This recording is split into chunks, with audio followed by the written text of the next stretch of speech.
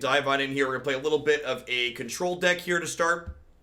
So, one of the things this game does really well. Any thoughts on Amazon Rally or Sultai Seasons Past and Current Pioneer?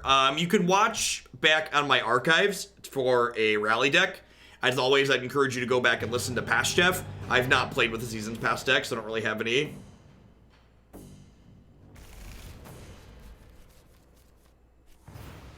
I think if that deck doesn't want Brazen Bar, it probably just wants more Answer Save In.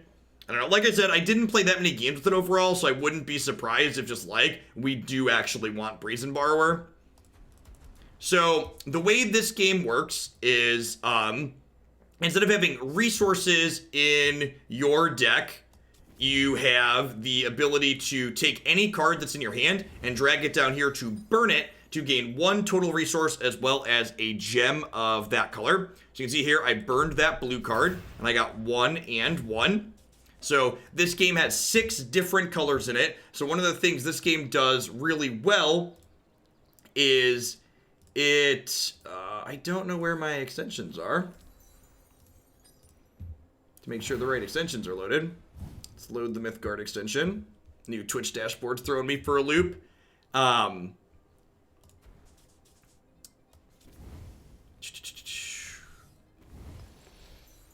So now I've burned 1 yellow and 1 blue card. There's 6 different colors in this game. And the way the resource system works, where you burn cards, there's still colors, you get to maintain a lot of the same deck building depth that Magic has while removing that rather frustrating flood and screw element that you frequently experience in Magic. As a college instructor, I must say your ability to repeat yourself routinely with solid enthusiasm. Yep. If you're newer to the channel, I have a background in teaching. So before I was a full-time meme, I had a minor in education during undergrad, and then also spent time teaching at the college level. All right, so you can see the game board here has 7 lanes on each side of the game board. And the way gameplay in this game works out on average a lot of the time is you are deploying your units to one of these 7 lanes, and then you attack your opponent with your stuff. But minions can attack other minions in this game, similar to Hearthstone. But unlike Hearthstone in Mythgard, your opponent's units across from yours block them. So it's not like Hearthstone where you can just like rush down your opponent's face constantly, which is nice.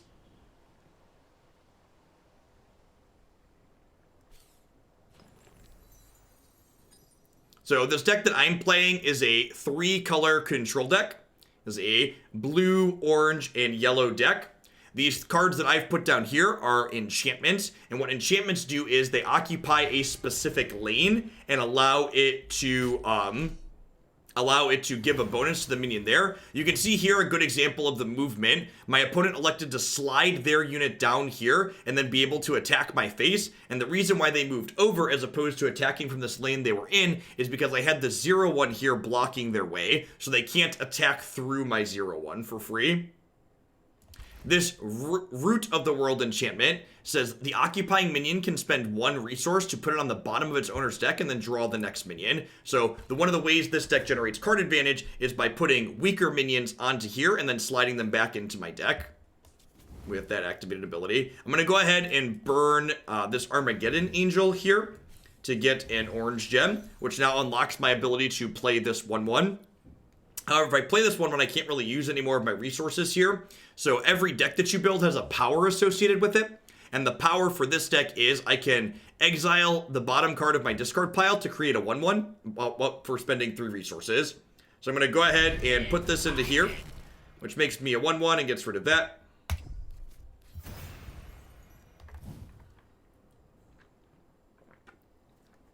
My best advice, if you're interested in getting into Mythgard potentially, but you're not sure if you're interested in another game, they have a really excellent system with their feature decks, which are basically everyone that makes an account gets assigned 2 feature decks at random from a pool of decks. And you can play those decks in ranked and unranked games, so you can really spend time getting a feel for the game without investing any money into it, which is great. I probably spent like 3 or 4 hours playing feature decks myself before I put any dollar dues in. So I'm going to go ahead and slide this over here. So that way I can eventually do the Root of the World. They played a 6/5 here. All of their units are currently fragile, so they take an extra damage. So what I'm going to go ahead and do is I'm going to play out Magnus Thorsson here, and I'm going to deploy him over here, and when he comes into play, he does 2 damage to everything, but because they're fragile, this kills their 2/3. Now I've deployed my 4/4 across from their 6/2, so if they want to hit me with this, they have to get this out of the way first. Oh, thanks for the reminder. Definitely blanked on holiday codes. I don't remember what the holiday code is, Nivik. Can you post it in chat? They emailed out a code that everyone can enter that gets 3 free packs for the holiday season. Snowpack, all capitals. There you go. Alright, so I'm going to go ahead and burn Misanthropia here. Working towards my yellow. So to look at a card here really quick, this card requires that I pay 6 resources for it, but it also requires that I specifically use triple yellow gems. So you can see here, even though I have 6 resources, I can't currently deploy this card because I've only burned 2 yellow cards out so far. I'm going to go ahead and attack my opponent for 1 here, and this can attack their face directly because there's no blockers in front of it. Then I'm going to go ahead and take this and cash it in for a minion out of my deck. Goliath's Web is a lane enchantment that I'm going to deploy off over here. Where am I going to do this? I'll put it right in the middle. This comes into play. It creates a 1/3 spider, and then any minion that occupies this lane gains deadly, which is similar to Death Touch. Then I'm going to go ahead and deploy an eager recruit over here on my beimeni falls, which gains me 2 because of the enchantment. And then it creates a 1/1 to go along with it. So this card's really sweet in this deck because by creating this extra crappy unit, I can turn this into 2 good units potentially out of my deck. So the main source of card advantage for this control deck is by cycling weaker minions that make other minions through this Root of the World to draw our more powerful things.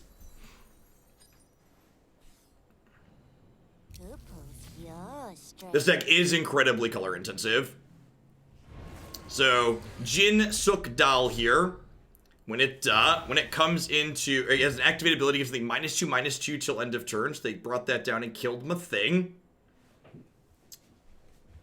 What do I want to do here? I think I might just get aggressive. I'm going to go ahead and burn this, and I'm going to go ahead and just deploy Get an Angel here.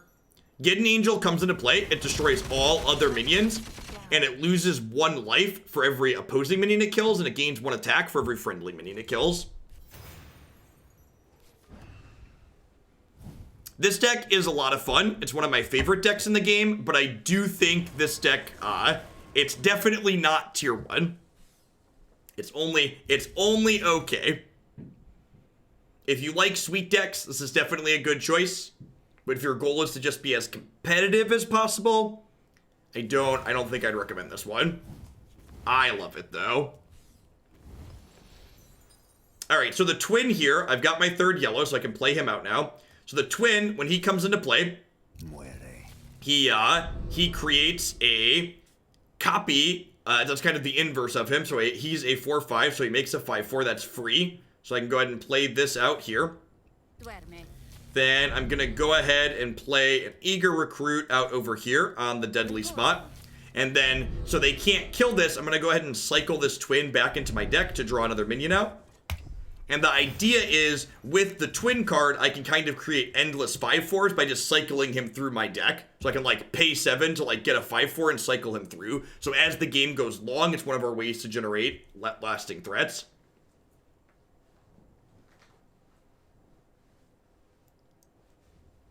Yeah, exactly. If the opponent has a full board of 7 spots, then I don't, the angel dies right away. Enemy minions attacking this lane. The 2 adjacent lanes must first take 1 damage. This doesn't take retaliatory damage. That's rough.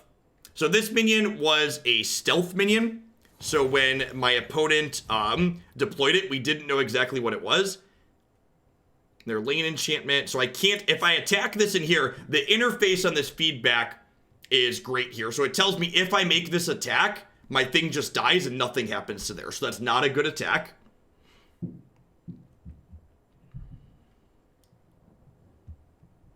I'm going to go ahead and burn off the eager recruit here.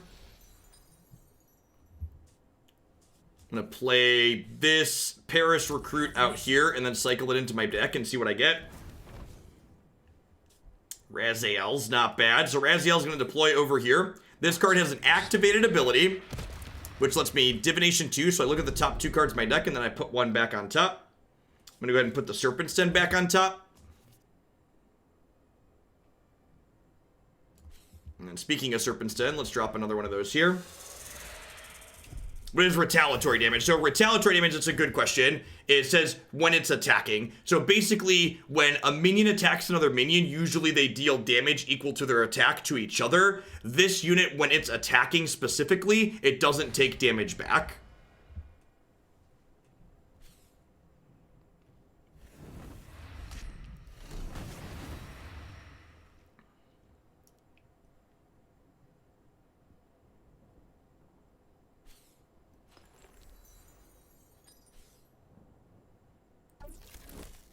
Give a minion demise, return to the same lane with ephemeral. Interesting. So ephemeral is basically like it's basically a token card. So it'll come back into play with and then go away next turn. How did his dude move 2 spots in the attack? Good question. So this card has a mechanic called Swift, which lets it move in addition to attacking each turn. And then their power for 2 resources gives it a move action. So it has 1 free 1. Their power gave it a free 1, and then it still had an attack left over. I might just misanthropia to take this off the table, but I guess it just comes back.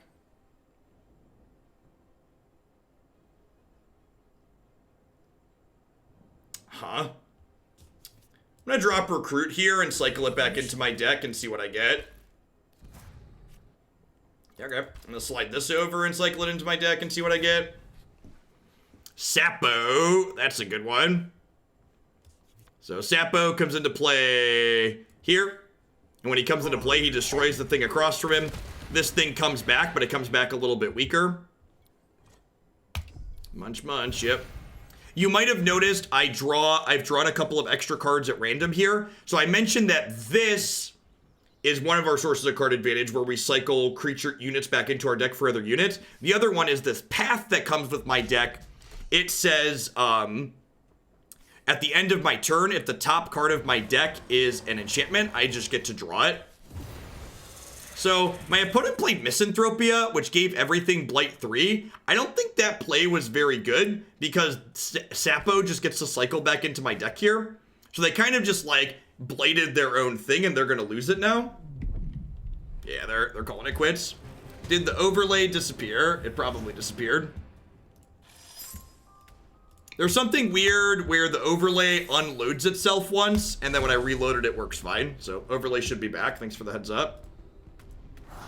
Is Mythgard 32 or 64-bit? I don't know, have an answer to that. It runs in your web browser, though. So if you have a system that it doesn't work on for some reason, it works in your web browser. Is it 64-bit? That's good to know. Oh, yeah, definitely. Forgot to set my faction quest. This is 18. We're going to be making serpents here with this deck. So if you're looking to free to play this game or just get extra rewards after you throw some dollars at it, these faction missions are definitely what you want to work through. There are 6 different ones for each color, and they basically ask you to play specific cards or do things that those colors do. And as you work through these, not only do they give you gold or whatever this is called that you can buy packs with, but you also get wild cards to craft specific cards with. The economy in this game is a really elegant mix of Hearthstone's and Magic's Arena. So you get to not only deconstruct and craft cards from Essence, but you also have a wild card system that you can use to construct specific cards that you're interested in getting. And their rewards as you're completing a lot of the early missions give you wild cards for certain colors. So one of the things you want to do when you're getting set up early in this deck is you often want to prioritize burning enchantments back into your deck, so that way you're more likely to draw extra with Rainbow's End. That being said, this hand doesn't really have any enchantments I want to burn off the back right away. So I think I'm just going to go ahead and burn Armageddon Angel. One of the things I really love about the resource system in this game is it tends to avoid that the very feel bad's wrong half problem that you see in a lot of other games like Magic with mid-range decks, because in this game, if you have a card that doesn't line up well, you just take it and burn it off. into a resource, which is great. So my opponent looks to be playing an aggressive deck based on their power being infused to gain 1 extra attack here. So I think I want to go ahead and get my beimeni falls set up here, which requires I burn a yellow card this turn. So because I want both my falls against an aggressive deck, I think I'm going to have to burn twins. So when you burn a card, it gets inserted back into your deck at random, guaranteed not the top card. So it's a little bit pseudo-random. It also notably does not shuffle your deck, which is an important distinction.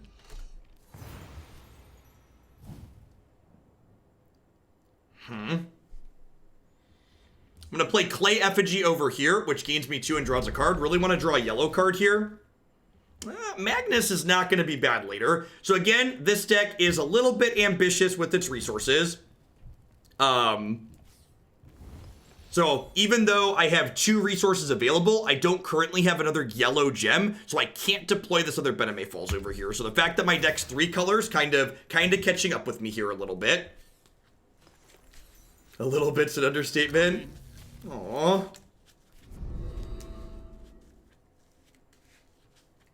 The fact that I have double falls to start this game likely means that we hopefully won't just get fully run over against their aggressive start. All right, what do I want to do here? So I definitely want a second blue for this next turn. The question is what I want to do with my resources this turn.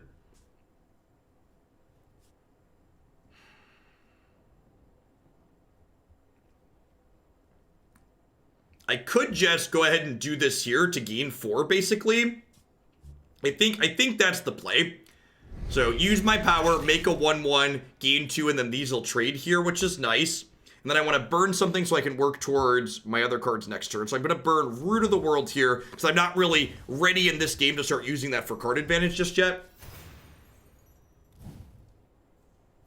Yeah, that's a good thing to note. I haven't talked about the positioning here. You can see because my opponent's playing an aggressive deck, they've spread their units out a good deal. And the reason why they want to spread out in this way is because spreading their units out in this way makes it so I can't deploy a single thing to get to block them, which is good, which is useful for them. Huh?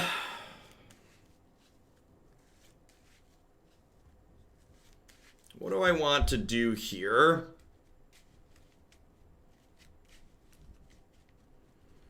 I have Magnus here.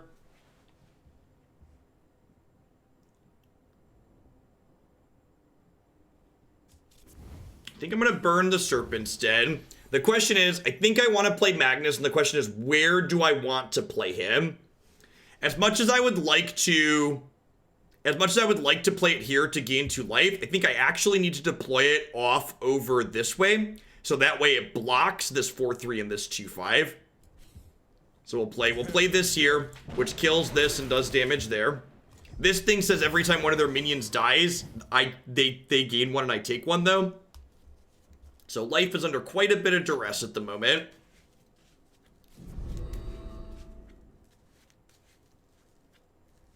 Burning a serpent stem there means if I draw misanthropia next turn, which is a triple yellow sweeper, I could potentially play that out.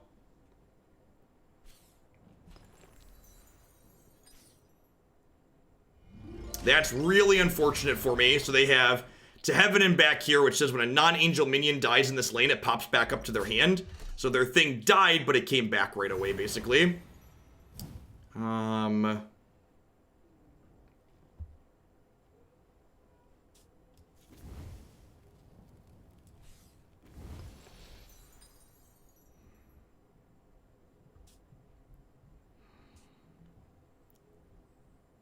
This can destroy this eventually, which would be nice.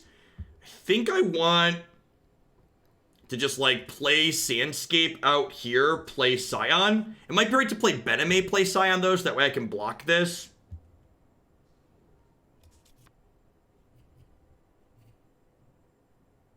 Yeah, I'm going to play my other beimeni falls here and play Scion of the Pride here, which gains me 2 and then gives me a 4/4 to block this.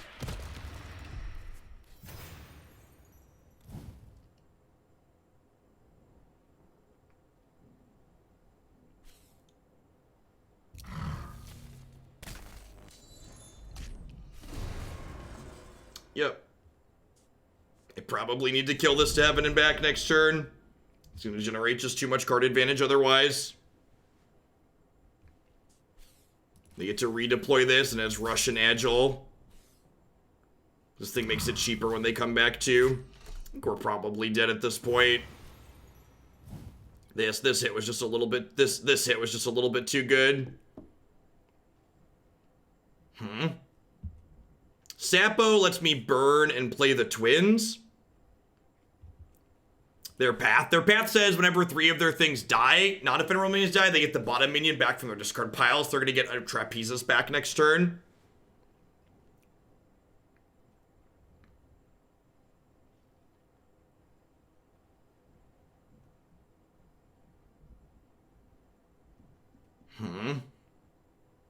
So I could deploy twins here and here to go up to 15.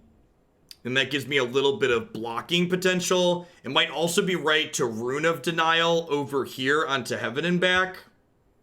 I think it's probably just deploy twins. Duerme.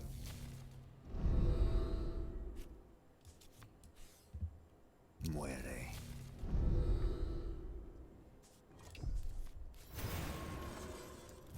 This suppresses Agile, right? Yeah, so that's nice. So that can let me block this a little bit easier.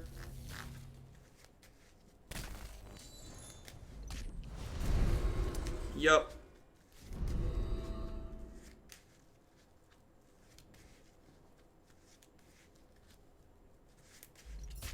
Back, they have this lined up here too now. I think means we're probably dead. I said too many Rush Agile minions. I think if they hadn't had to Heaven and back this game, our double Beimeni falls probably would have been enough, but we just like never had a good window to get going. This gives them Agile too, which means they get to attack past my blockers.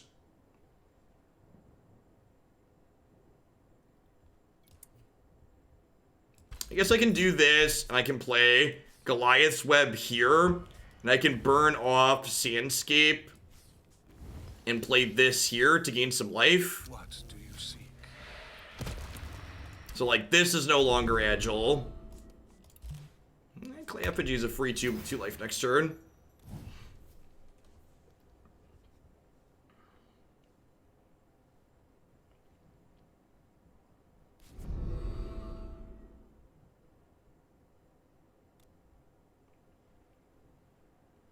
I will say one of my main graphical complaints of this game is actually this sleeve.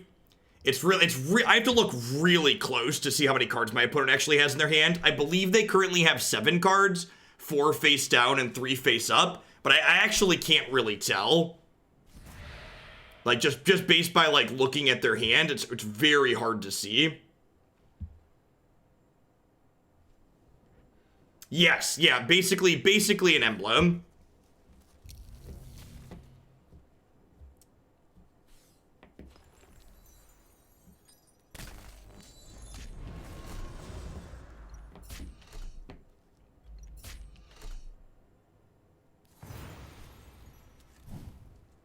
Alright, so...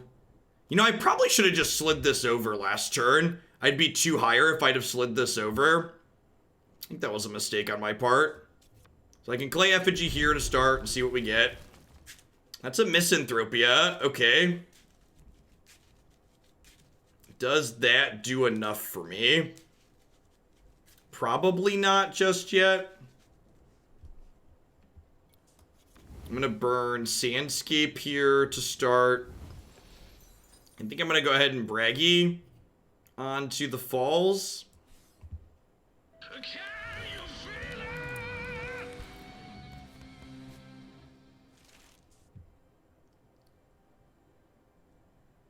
I think I want to hold on to the pride for now. I'm going to get rid of the other falls. I'm going to go ahead and put a 1/1 deadly over here.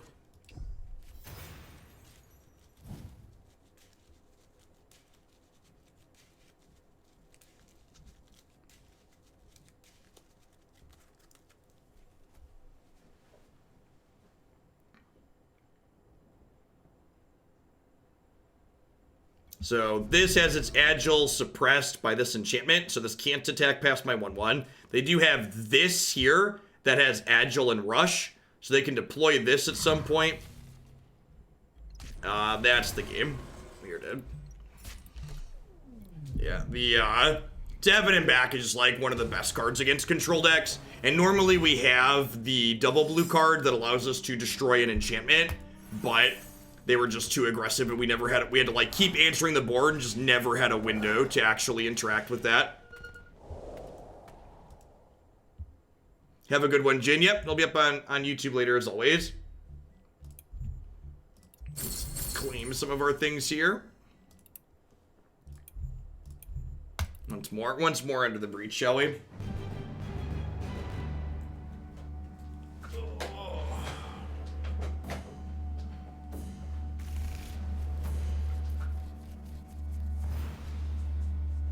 We start a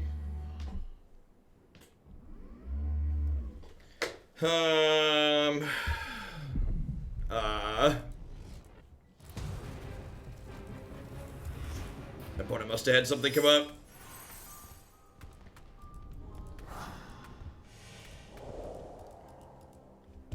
Sometimes real life happens. Sometimes your toddler knocks your drink over as soon as you click the Q button. Deck's busted. Confirm broken. My win rate's actually not very good with this deck. We're 18 and 19 even with that free win. Flowed somewhere in like the 45 to 55% range depending on how I'm running with this deck. Sometimes you're up 1 or 2, sometimes you're down 1 or 2.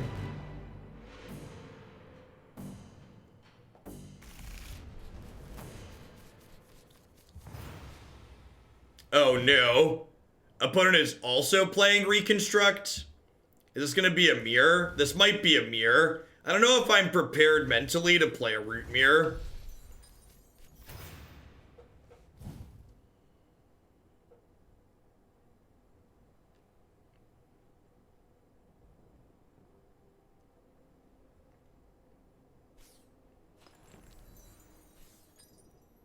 Reporting.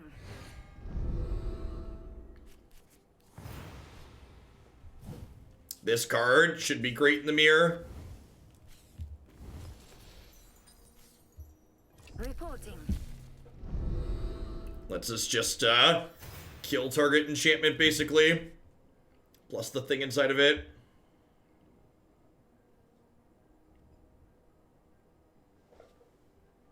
Last match the stream by virtue of it lasting 2 hours? Maybe.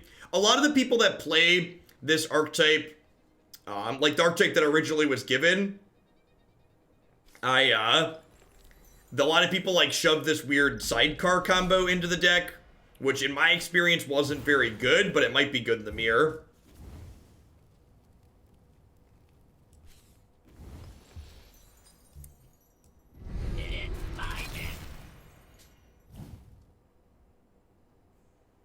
Yeah, the other people in the Mythgard community play, when people play this archetype that looks quite a bit different than this one.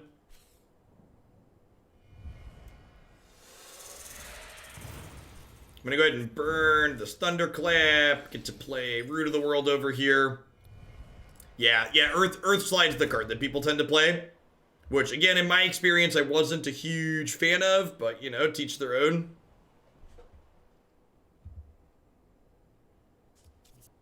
And cycle the effigy. Are there dedicated combo decks in Mythgard? There are a small number of combo decks. Probably want to burn yellow cards for the next 2 turns so I can deploy twins on 6.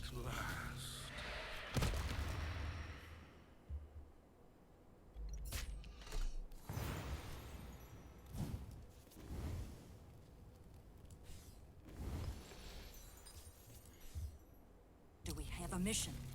Let's do this and cycle it through.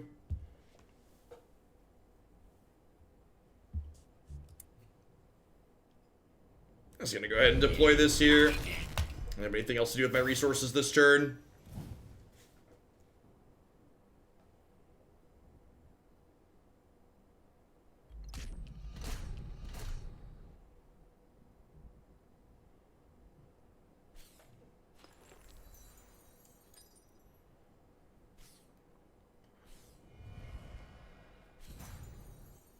What do you seek?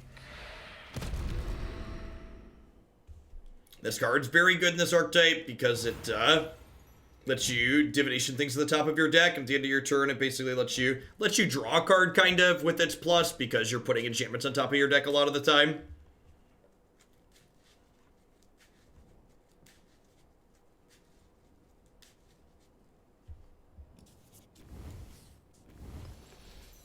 So I'm going to put the 5/4 twin over here. And then put the 4/5 twin over here in front of this one. If they want to burn their Pride of the Palace on this, I'm okay with that exchange.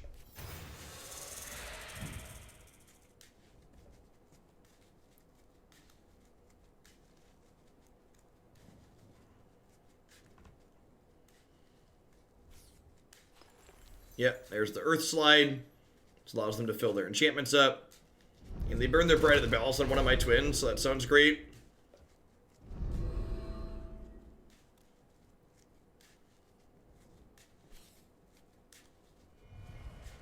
Here's a root of the world of their own. Do we have a mission?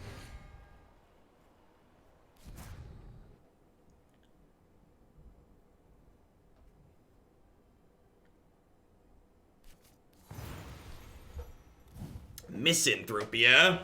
It's actually a pretty good draw. So what I get to do here is I get to have this hit this. I get to tuck this into my deck.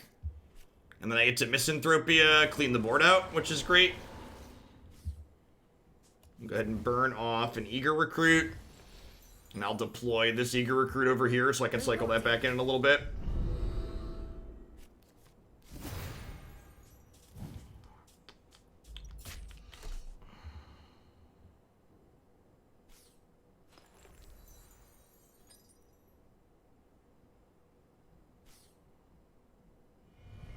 I guess that's a good distinction. Saban asked for dedicated combo decks. I would say compared to like Magic, like if you were to ask me like, does something like that I would describe as a dedicated combo deck in Magic exist in Mythgard? I think the answer to that question is no. Most of the decks in this game have like they play like a mid-range backup plan basically. So they're not like all in on.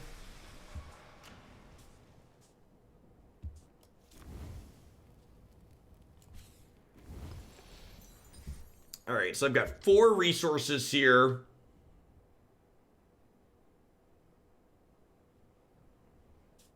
I'm gonna go ahead and play the Oasis here, which draws a card and gives me a thing back.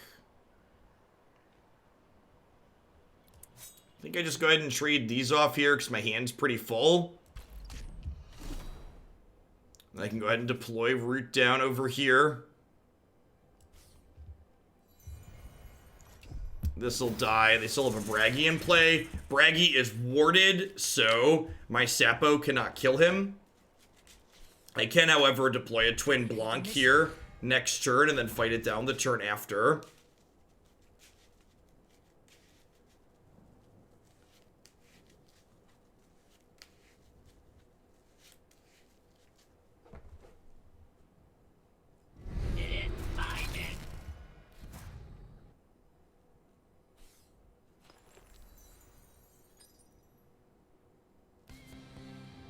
Maybe I'm just supposed to Rune Denial this Bragi next turn.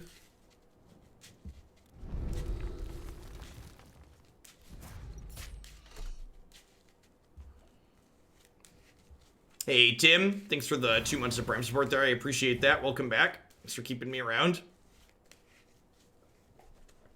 Huh?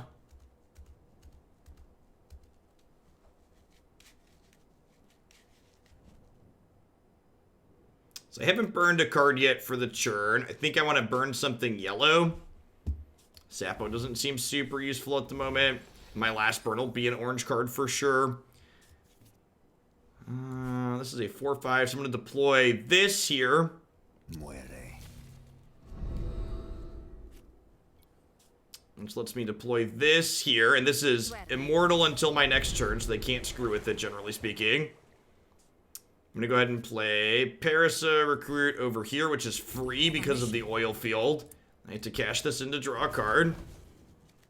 Guardian Angel's a pretty good one for later. I'm gonna go ahead and play a bragi of my own down over here, I think. Can you feel it? Draws a card and puts a card from my hand back into my deck. Let's go to the thunderclap. I have 2 runes of denial now here, which is sweet. I probably want to try and find a Beimeni Falls of my own. I definitely didn't need Beimeni Falls earlier.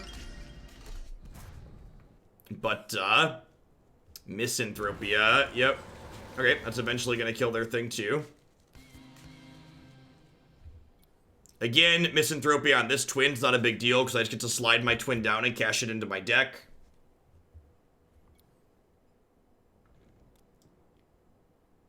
I guess they're going to get to draw 3 enchantments with this next turn before it dies to the blight.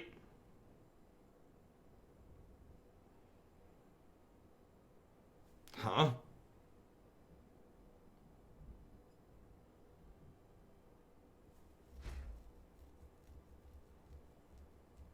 Oh, they're just cashing it in? Sure. Deal. So this is going to go to a 2-1. This is going to die. This is going to go to a 1-2. I'll slide this down and cycle it back into my deck. Reporting.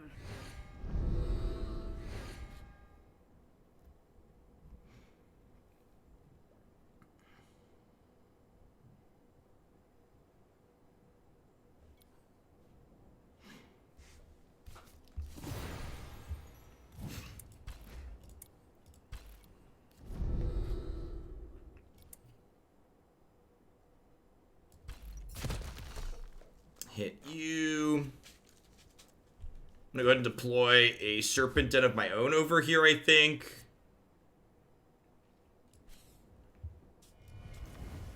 I'm gonna burn off oasis. I have 7 total resources. I'm just gonna go ahead and see what unit we get here. Recruit, that's actually really good. So I have to go ahead and put the recruit here, which is nice. Which makes my thing it gets free, and then we can deploy the free one here. Do we have a mission? And cycle it back into the deck. And then, hey, we drew one of those. So I can deploy this guy here, and cycle him back into the deck immediately. This deck eventually wins the game. You know, at some point down the line, but mostly you hang out and draw cards, which is why it's my favorite thing in this game at the moment. Like I said, probably not very good, definitely a lot of fun.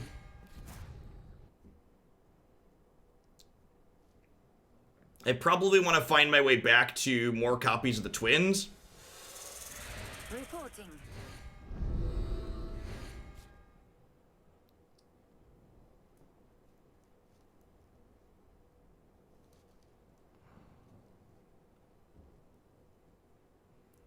Yeah, I've never played even a pseudo mirror with this deck before, so I'm not really sure, like, what I'm supposed to be posturing towards.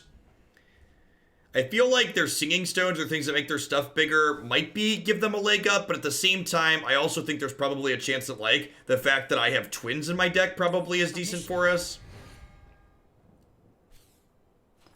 That's more on the competitive side. I've played a blue-red aggressive deck a number of times on stream in recent memory, and I think that's probably my favorite. Yeah, fatigue's a real win con. I agree. I agree with that assessment.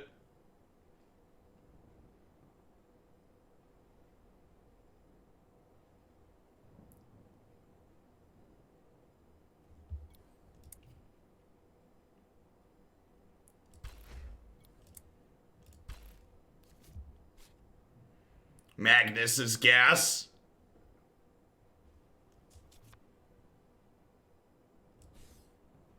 Yes, yeah.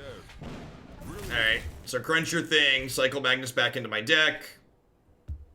That sounds somewhat reasonable. I think I want to just deploy some of these cards on my hand just to kind of get them empty.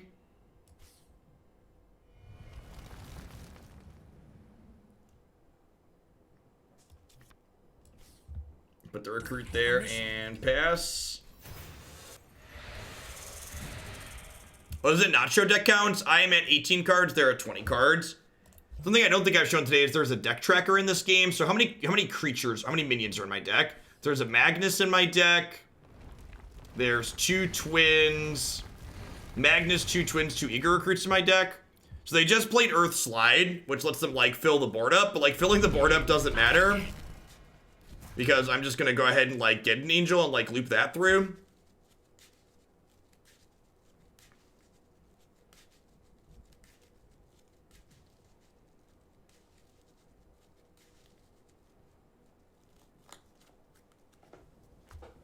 Earth Slide does seem medium in the mirror, just because, like, we both have angels that we could loop, so, like, having one thing like that that, like, tries to go big doesn't seem particularly great. There's a Beimeni Falls, so I can gain some life back eventually. I'm gonna go ahead and drop my angel here, which destroys everything. I'm gonna cash the angel back into my deck. Honestly, maybe they were supposed to leave a unit there. Yeah, they should have left a 7th, right? So I couldn't cycle the angel back in. Yeah, I think that was a mistake on their part.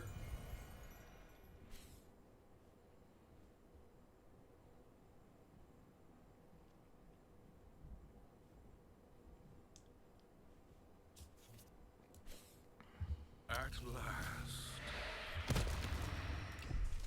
To discard a card because my hand's full. Get rid of the extra sandscape. Don't need that.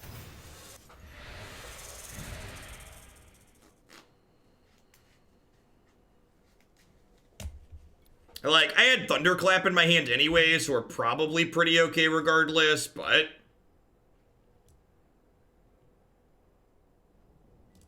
I think this is the first for me too. This is the first time I've seen a 14 enchantment board.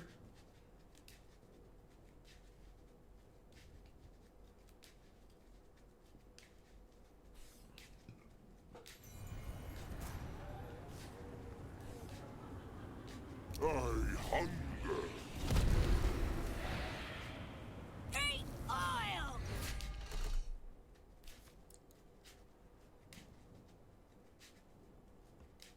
Yep.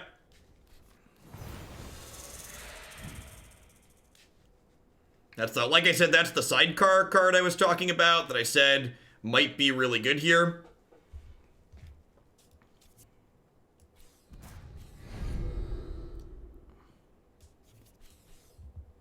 I hunger.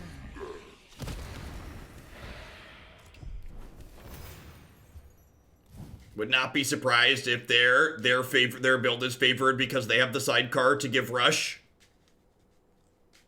It's hard to both keep a full board state in a matchup like this and beat the rush minions out.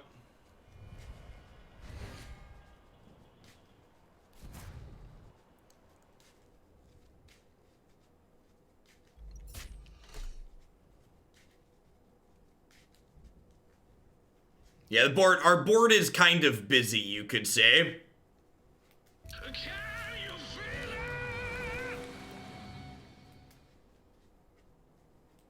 it? Alright, so this is definitely a misanthropia board, right? That's the plan here.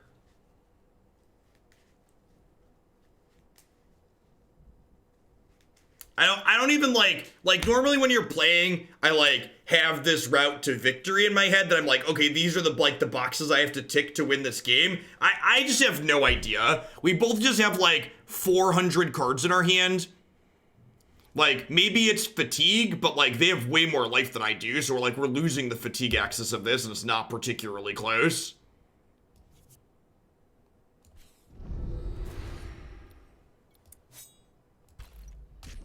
Alright, so let's kill that to start.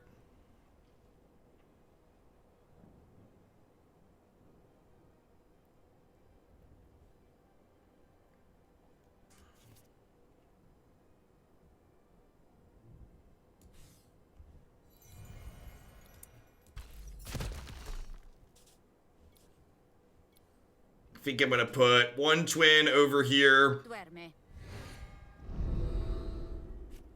Put another twin here. Muere. I'm up to 9. I can deploy something over here to block, I guess. What do you seek? Yeah, the problem is, it feels like value's not what the game is about.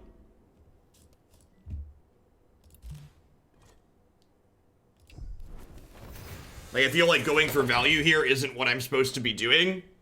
I've got a bunch of big minions lined up, so like maybe I can clap them and like kill my way through their singing stone next turn. It might also be wrong to like leave my twin exposed here. Maybe I'm just supposed to keep cycling it through on that axis.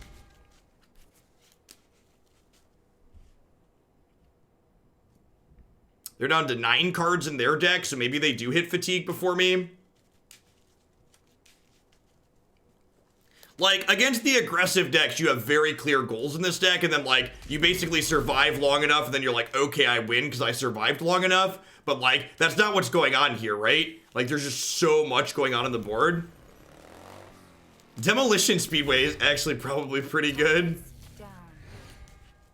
Alright, they gotta get an angel. They looped it back in, yep. We were, like, almost ahead, and now, like, they have get an angel to loop, right? So, like, we can never be ahead.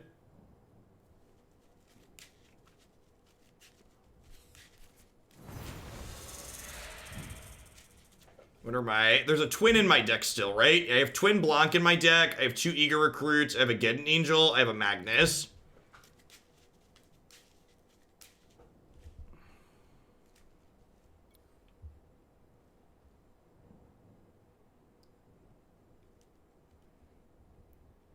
Is this their last route? Are they through all of them? 1... No, the 1, this is 2. I assume they have 3 roots in their deck.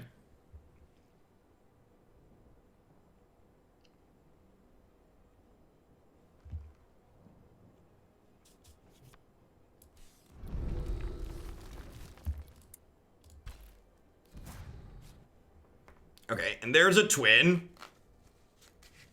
So I think I want to get to, no, twin, this is an uncommon.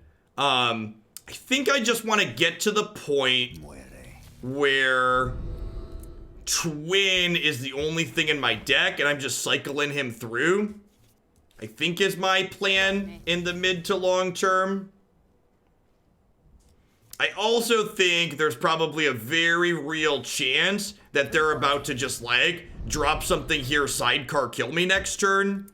Like I think that's probably very likely. So I'm not really sure anything I'm doing really matters.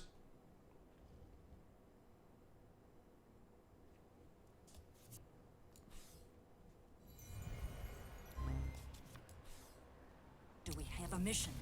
I'm also running low on clock here. I forgot to use this and I ended my turn. I wouldn't be surprised if we just die here. They just like monster sidecar kill us. Misanthropia. Sure.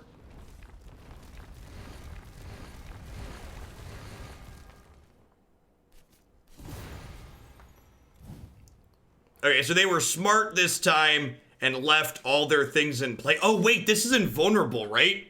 So because this is invulnerable, my angel doesn't die?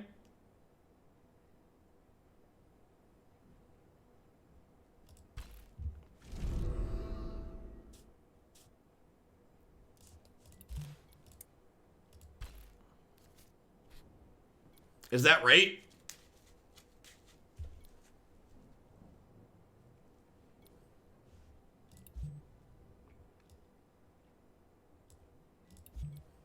I don't know. Let's find out. Let's learn together, chat. Reporting. This should be an angel. Alright, survey says... Target down. I would bet we die here. I'd be very surprised if I get another turn.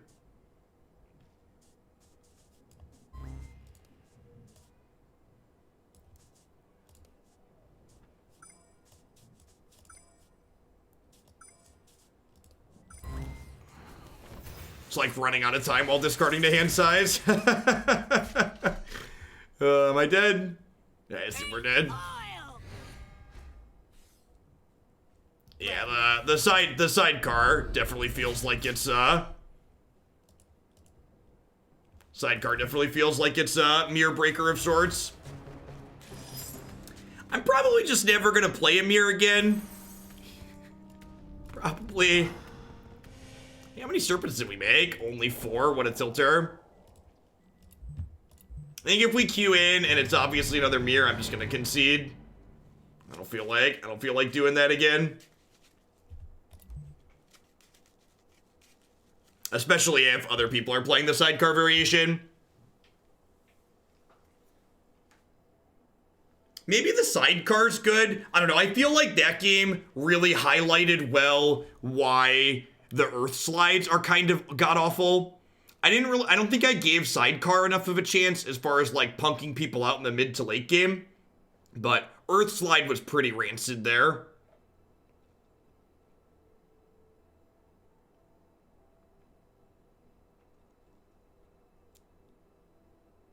Yeah, you know, I'm gonna run to the bathroom really quick and hit a quick ad break while I do that. And when we get back, I'm gonna play an aggro deck when we get back.